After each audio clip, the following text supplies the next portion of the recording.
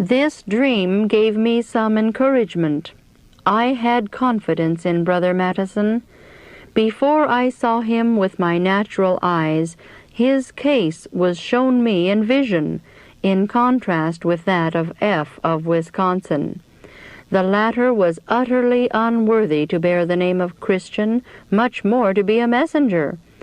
But Brother Mattison was shown me as one who possessed humility, and who, if he maintained his consecration, would be qualified to point souls to the Lamb of God. Brother Mattison had no knowledge of my trials of mind. Not a line had ever passed between us, and the dream coming when and from whom it did, looked to me like the hand of God reached forth to help me. We had the care of building with hired money, which caused perplexity. We kept up our appointments and labored extremely hard all through the hot weather. For want of means, we went into the field together, hoeing and cutting and raking hay. I took the fork and built the stack, while my husband, with his feeble arms, pitched the hay to me. I took the brush and painted the inside of much of our house. In these things we both wearied ourselves too much. Finally, I suddenly failed and could do no more. For several mornings I fainted, and my husband had to attend the Greenbush Grove meeting without me. Our old hard-riding carriage had been well nigh killing us and our team. Long journeyings with it, the labor of meetings, home cares and labors were too much for us, and I feared that my work was done. My husband tried to encourage me and urged me to start out again to fill our appointments at Orange, Greenbush, and Ithaca. Finally, I resolved to start, and, if I was no worse, continue the journey. I rode 10 miles kneeling in the carriage on a cushion and leaning my head upon another in my husband's lap. He drove and supported me. The next morning I was some better and decided to go on. God helped us to speak in power to the people at Orange, and a glorious work was done for backsliders and sinners. At Greenbush I had freedom and strength given me. At Ithaca the Lord helped us to speak to a large congregation whom we had never met before. In our absence, Brethren King, Fargo, and Maynard decided that in mercy to ourselves and team, we should have a light, comfortable carriage. So on our return they took my husband to Ionia and purchased the one we now have. This was just what we needed, and would have saved me much weariness in traveling in the heat of summer. At this time we received earnest requests to attend the convocation meetings in the West. As we read these touching appeals, we wept over them. My husband would say to me, "Ellen, we cannot attend these meetings. At best, I could hardly take care of myself on such a journey, and should you faint, what could I do? But, Ellen, we must go." And as he would thus speak, his tearful emotions would choke his utterance. In return, while pondering on our feeble condition and the state of the cause in the West, and feeling that the brethren needed our labors, I would say, "James, we cannot attend these meetings in the West, but we must go." At this point, several of our faithful brethren, seeing our condition, offered to go with us. This was enough to decide the matter. In our new carriage, we left Greenville August 29 to attend the general gathering at Wright. 4 teams followed us. The journey was a comfortable one and very pleasant in company with sympathizing brethren. The meeting was one of victory. September 7 and 8, we enjoyed a precious season at Monterey with the brethren of Allegan County. Here we met Brother Lowborough, who had begun to feel the wrongs existing in Battle Creek and was mourning over the part he had acted in connection with these wrongs, which had injured the cause and brought cruel burdens upon us. By our request, he accompanied us to Battle Creek, but before we left Monterey, he related to us the following dream. When Brother and Sister White came to Monterey, September 7, they requested me to accompany them to Battle Creek. I hesitated about going, thinking that it might be duty to still follow up the interest in Monterey, and thinking, as I expressed to them, that there was but little opposition to them in Battle Creek. After praying over the matter several days, I retired one evening anxiously soliciting the Lord for light in the matter. I dreamed that I, with a number of others, members of the Battle Creek Church, was on board a train of cars. The cars were low. I could hardly stand erect in them. They were ill-ventilated, having an odor as though they had not been ventilated for months. The road over which they were passing was very rough, and the cars shook about at a furious rate, sometimes causing our baggage to fall off, and sometimes throwing off some of the passengers. We had to keep stopping to get on our passengers and baggage or repair the track. We seemed to work some time and to make little or no headway. We were indeed a sorry-looking set of travelers. All at once we came to a turntable, large enough to take on the whole train. Brother and Sister White were standing there, and as I stepped off the train, they said, "This train is going all wrong. It must be turned square about."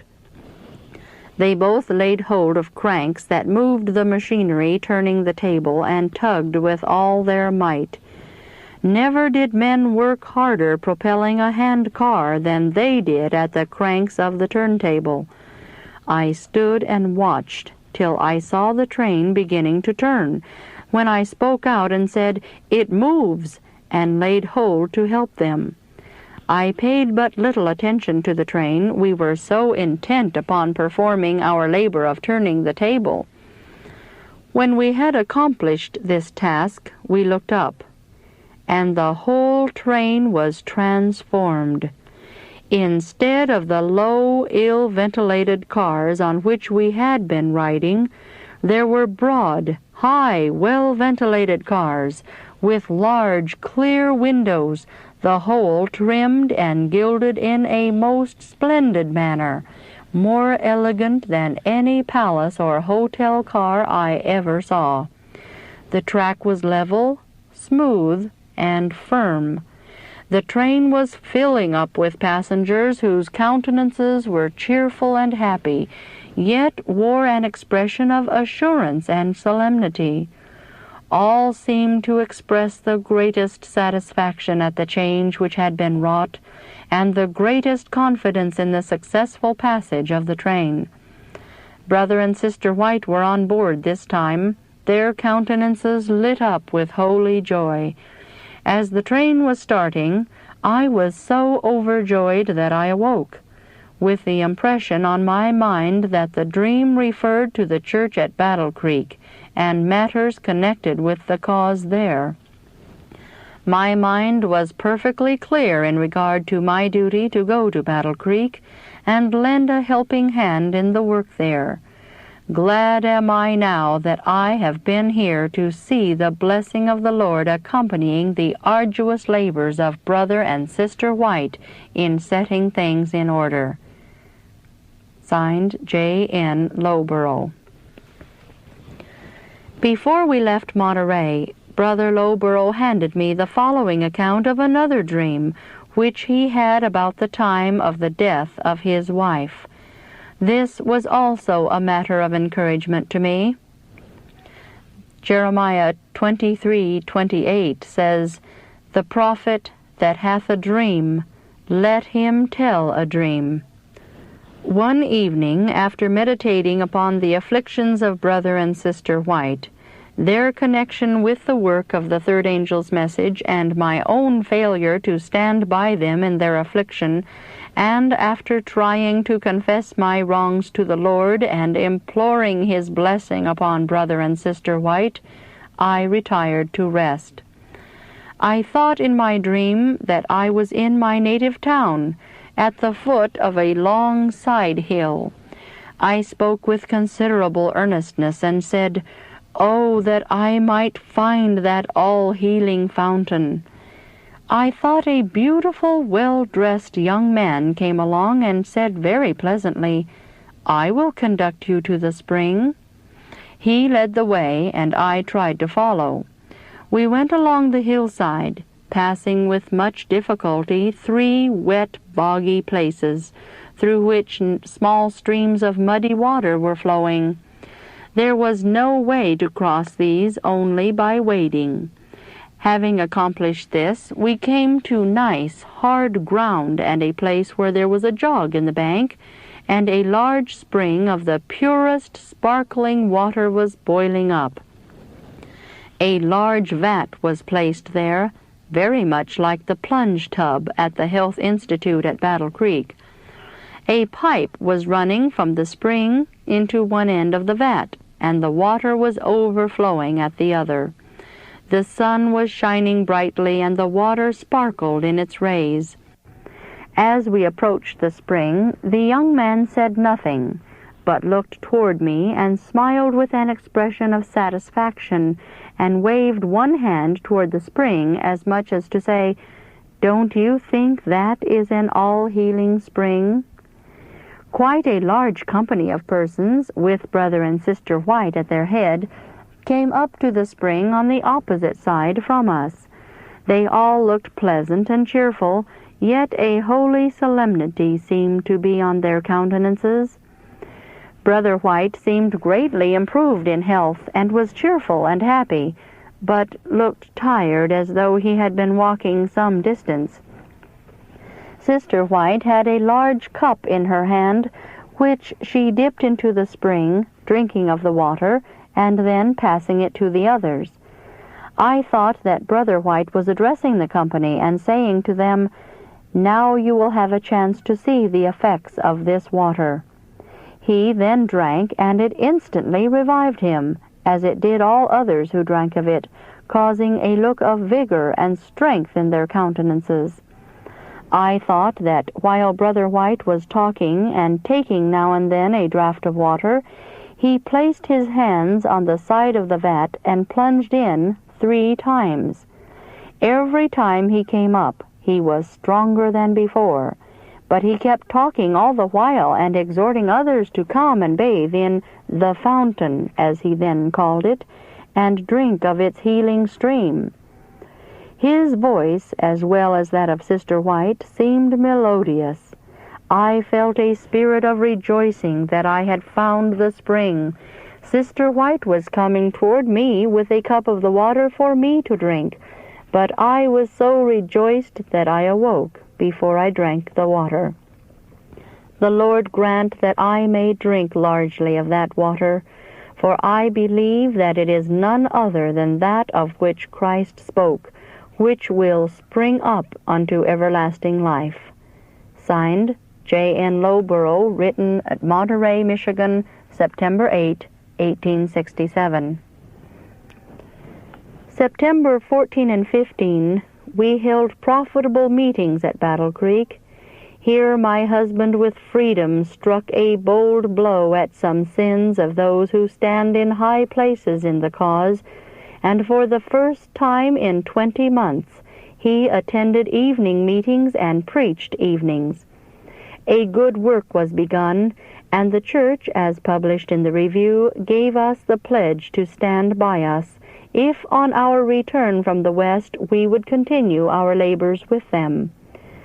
In company with Brother and Sister Maynard and Brethren Smith and Olmsted, we attended the large Western meetings, the principal victories of which have been fully given in the Review. While attending the meetings in Wisconsin, I was quite feeble. I had labored far beyond my strength at Battle Creek and nearly fainted in the cars on the journey. I had for 4 weeks suffered much with my lungs, and it was with difficulty that I spoke to the people.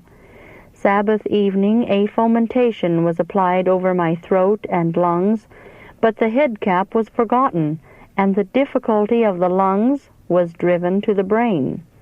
As I arose in the morning, I felt a singular sensation upon the brain. Voices seemed to vibrate, and everything appeared to be swinging before me. As I walked, I reeled and came near falling to the floor. I took my breakfast, hoping to be relieved by so doing, but the difficulty only increased. I grew very sick and could not sit up. My husband came to the house after the forenoon meeting, saying that he had given an appointment for me to speak in the afternoon. It seemed impossible for me to stand before the people. When my husband asked what subject I would speak upon, I could not gather or retain a sentence in my mind, but I thought, if God will have me speak, He will surely strengthen me. I will venture by faith. I can but fail. I staggered to the tent with a strangely confused brain, but told the preaching brethren on the stand that if they would sustain me by their prayers, I would speak. I stood before the people in faith, and in about 5 minutes my head and lungs were relieved, and without difficulty I spoke more than 1 hour to 1,500 eager listeners. After I ceased speaking, a sense of the goodness and mercy of God came over me, and I could not forbear rising again and relating my sickness and the blessing of God which had sustained me while speaking. Since that meeting, my lungs have been greatly relieved, and I have been improving in health. In the West, we met reports amounting to little less than slander against my husband. These were current at the time of the General Conference, and were carried to all parts of the field. I will state one as a sample. It was said that my husband was so crazy for money that he had engaged in selling old bottles. The facts are these. When we were about to move, I asked my husband what we should do with a lot of old bottles on hand. Said he, "Throw them away." Just then our Willie came in and offered to clean and sell them. I told him to do so, and he should have what he could get for them. And when my husband rode to the post office, he took Willie and the bottles into the carriage. He could do no less for his own faithful little son. Willie sold the bottles and took the money. On their way to the post office, my husband took a brother connected with the review office into the carriage, who conversed pleasantly with him as they rode to and from town. And because he saw Willie come out to the carriage and ask his father a question relative to the value of the bottles, and then saw the druggist in conversation with my husband relative to that which so much interested Willie, this brother, without saying one word to my husband about the matter, immediately reported that Brother White had been downtown selling old bottles, and therefore must be crazy. The first we heard about the bottles was in Iowa, 5 months after. These things have been kept from us, so that we could not correct them, and have been carried as on the wings of the wind by our professed friends. And we have been astonished to find by investigation and by recent confessions from nearly all the members of this church that some one or more of the false reports have been fully credited by nearly all, and that those professed Christians have cherished feelings of censure, bitterness, and cruelty against us, especially against my feeble husband who is struggling for life and liberty. Some have had a wicked, crushing spirit and have represented him as wealthy, yet grasping for money. Upon returning to Battle Creek, my husband called for a council of brethren to meet with the church, that matters might be investigated before them and false reports met. Brethren came from different parts of the state, and my husband fearlessly called on all to bring what they could against him, that he might meet it openly, and thus put an end to this private slander. The wrongs which he had before confessed in the review, he now fully confessed in a public meeting and to individuals, and also explained many matters upon which false and foolish charges were based, and convinced all of the falsity of those charges. And while looking up matters relative to the real value of our property, we found, to his astonishment, and that of all present, that it amounted to only $1,500, besides his horses and carriage, and remnants of editions of books and charts, the sale of which for the past year, as stated by the Secretary, has not been equal to the interest on the money he owes to the Publishing Association. These books and charts cannot at present be regarded of much value, and certainly not to us in our present condition. When in health, my husband had no time to keep accounts, and during his sickness his matters were in the hands of others. The inquiry arose, what had become of his property? Had he been defrauded? Had mistakes been made in his accounts? Or had he, in the unsettled condition of his affairs, given to this and that good object, not knowing his real ability to give, and not knowing how much he gave?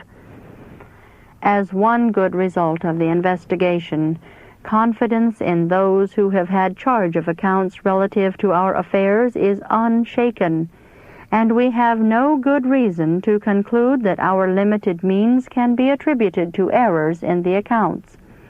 Therefore, in looking over my husband's business matters for 10 years, and his liberal manner of handing out means to help the work in all its branches, the best and most charitable conclusion is that our property has been used in the cause of present truth.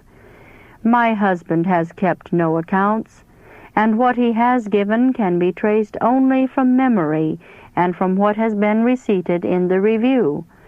The fact that we are worth so little, appearing at this time when my husband has been represented as wealthy and still grasping for more, has been a matter of rejoicing to us, as it is the best refutation of the false charges which threatened our influence and Christian character.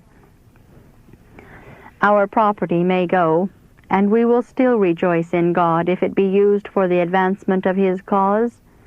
We have cheerfully spent the best of our days, the best of our strength, and have nearly worn out in the same cause, and feel the infirmities of premature age, and yet we will rejoice.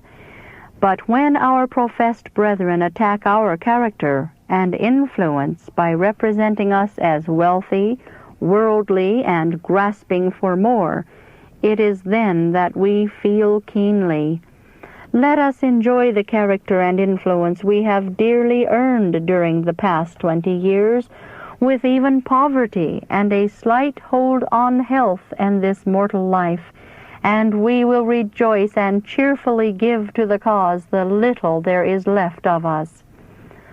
The investigation was a thorough one, and resulted in freeing us from the charges brought against us and restoring feelings of perfect union. Hearty and heart-rending confessions of the cruel course pursued toward us here have been made, and the signal blessing of God has come upon us all. Backsliders have been reclaimed, sinners have been converted, and 44 have been buried in baptism, my husband baptizing 16, and Brethren Andrews and Lowborough 28. We are encouraged, yet much worn. My husband and myself have had the burden of the work, which has been very laborious and exciting.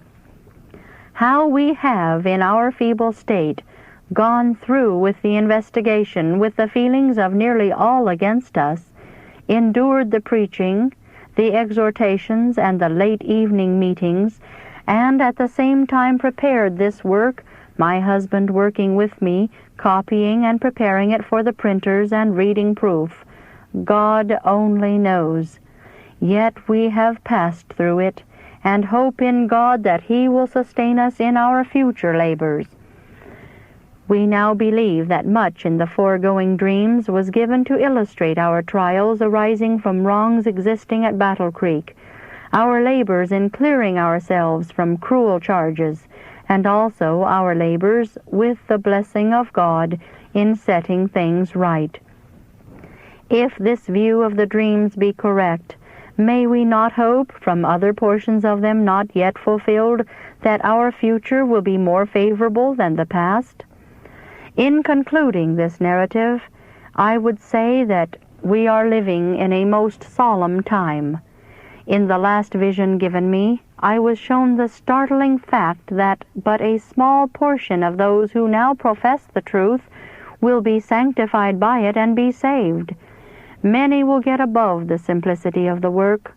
They will conform to the world, cherish idols, and become spiritually dead.